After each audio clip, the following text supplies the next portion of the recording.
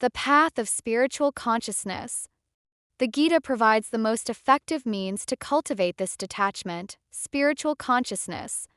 This direct approach ensures that one's mind, though still in a material body, remains fixed on spiritual reality, like mindfulness in therapy.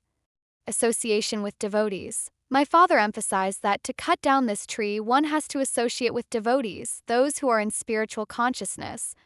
This is how one learns how to discharge devotional service. Hearing the Gita in the association of devotees is particularly potent, leading one's life to be glorified beyond all penances, sacrifices, charities, speculations, etc. Practical for joining online sanghas. Sense control and mind regulation. The Gita outlines various methods for sense control as a stepping stone to spiritual consciousness. This involves controlling the eyes, ears, nose, tongue, and touch, preventing them from engaging in self-gratification, like digital detoxes. The mind, as the center of all the activities of the senses and the reservoir of all ideas of sense gratification, must be controlled. If untrained, the mind can be an enemy, always agitated and oscillating.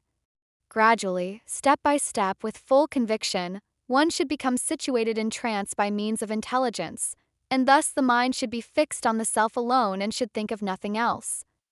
Devotional service as the direct method. While other spiritual systems are discussed, devotional service is presented as the supreme and most direct path to liberation. It is considered the easiest process of executing spiritual principles and the highest perfectional stage of the spiritual system. Devotional service involves 9 forms, of which hearing about the divine is the first and most important, including chanting, remembering, serving, etc. The work in spiritual consciousness. All work should be performed for the divine rather than for personal sense gratification. One should practice remembering the divine while struggling for existence.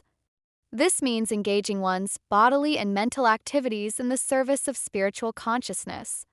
Even those who cannot directly practice devotional service can help in the propagation of spiritual consciousness by offering land, capital, organization, and labor for activities like building temples or helping with publications.